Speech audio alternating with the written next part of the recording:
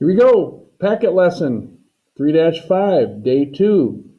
Different method, substitution method. Starts on page 79. Now, if you watched my pre-lesson, I said I'm not going to force my will on these problems. If substitution just isn't the best method, I'm just not going to use it. I think we've been given a brain for a reason, and part of math is getting the job done quickly and not making it a total pain in the rear. Now, they start you off real simple with example 1. They just flat out, see that guy just screaming out at you? That's actually a line, remember, that looks like this, x equals 2. And then if we graphed this, which you're not required to do, but we'd go up 2, there's our y-intercept. Then slope would be -3 over 1, so 1, 2, 3, 1. So we know, ooh, that's a bad drawing. We just know that the intersection point would be in that general area. Well, we're going to find it precisely. See, we already know that x has to be 2. Has to be, because it's 1, 2 to the right. So we're going to steal that, because they just gave it to us. We're going to find y by plugging it in here. -3 times 2 plus 2. That's -6 plus 2, which is -4. And it looks like that could be it. 2 to the right, down 4. Again, my drawing's bad, but you get the idea. So did that have anything to do with substitution? I don't think so. It's just kind of using common sense on that one. This one could possibly be the only one we use substitution, just to show the technique, the strategy. See, y equals this stuff, but it also equals this stuff. And now we have one equation with one unknown. So I'm going to add 3x, subtract 10, whoop, 5x gone equals gone, -5. Divide by 5, I get x is -1. And how am I going to find y? Just plug it in one of these. So 2 times -1 plus 10, notice, that's just -2 plus 10, which is 8. Yeah, you can take the time to graph these and see if you're in the ballpark, but I'm not going to take up your recording time to do that. What a mess. Well, I'm going to just get all my letters on the left-hand side. See that? So this is what I'm doing for here. And I get 3x plus 2y equals 4. And for this one, adding x to both sides, I'd get 2x minus 5y equals -29. Again, look at it. It's just screaming elimination. There's no way I'm going to use substitution on this one. I'm just not. So what I'm going to do, see the 2 and the 5, I'd have to create a 10y and a -10y. The 3 and the 2, I'd need a 6x and a -6x. So I'm going to just continue by creating a positive 6x on the top one, a -6x on the bottom one. So here we go. I'm rebelling against this entire lesson. Equals 8. Then the bottom one, -6x plus 15y equals at 60 plus 27, which is 87. Now look, these cancel.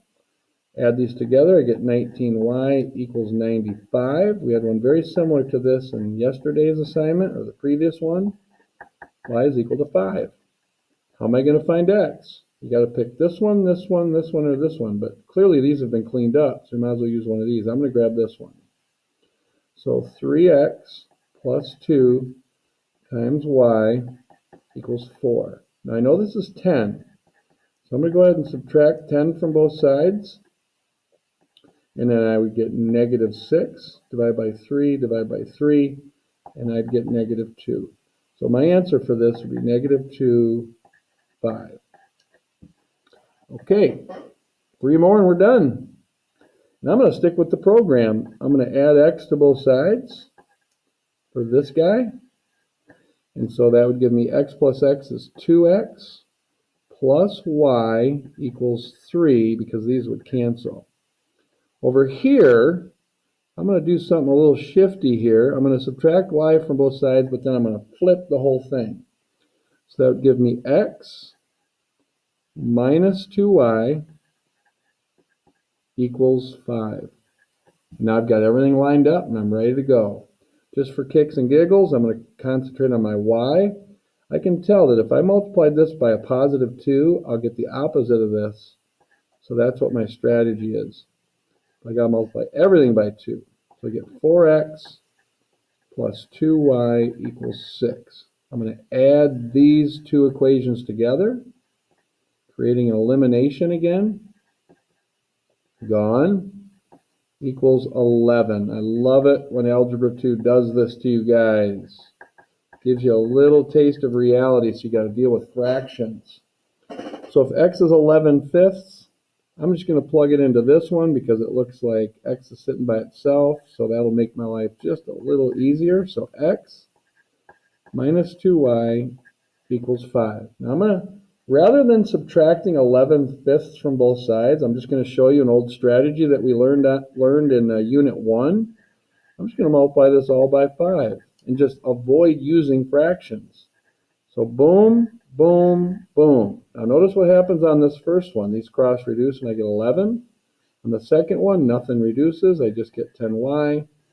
On this one, I get 25. Some of you are like, well, I'd just rather subtract 11/5 from both sides, find common denominators. That's fine. I'm just showing you a different strategy. So subtract 11 from both sides. Negative 10y equals 14. Divide by negative 10. Divide by negative 10. Reduce it. So 2 goes into both of these, and the negative typically goes upstairs. So it's negative 7/5. And so there's my answer, 11/5, comma, negative 7/5. All right. So I think there's just 2 more. Correct. Now they're throwing out C's and D's. A lot of students want to know, well, which one's X, which one's Y? Just think of the, alphabetize it. X comes before Y. That's why we put X first. And, there isn't really a C, D, X, axis with C and D, but that's kind of how you have to think of it. Let's clean this up. Distribute. 2c minus 4d equals 14 minus d. Now, I'm not done cleaning that up. I'm going to add d to both sides. I get 2c minus 3d equals 14. There, I've cleaned up that top one. Now, this bottom one I have to distribute. I'm going to do that over here. 2c plus 10d equals negative 16 minus 2d. I'm going to add 2d to both sides. I'm going to stack it underneath this one. So 2c plus 12d equals negative 16. Now, for you algebra enthusiasts, you might be looking at this and going, hey, I might divide that by 2. It's great that you're having that thought, but that's going to work against you because aren't we really close to having exact opposites here? So what I'm going to do is I'm just going to multiply this by a negative, this by a negative, this by a negative. So that's exactly like just multiplying by -1. I'm just not showing my work. And now I have elimination, ready to rock and roll. So I add these together. These cancel. Negative 3d minus 12d is negative 15d equals, and look at reward, negative 15, negative 15. So I get d equals negative 2. Where's the easiest place to find c? I think here. So I'm going to take this equation over the side.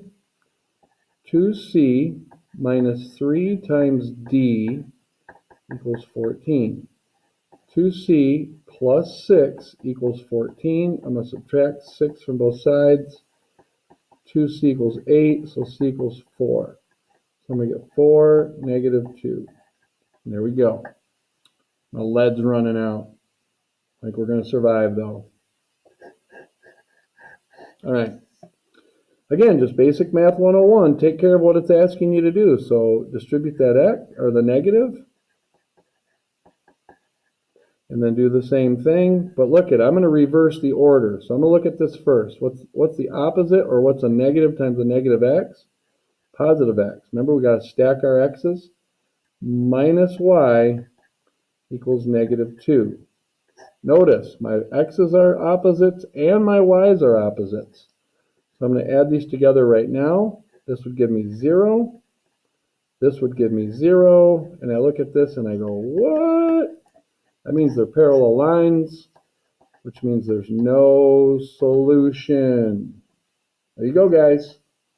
Notice I didn't use substitution hardly at all, except for this one. So there you go.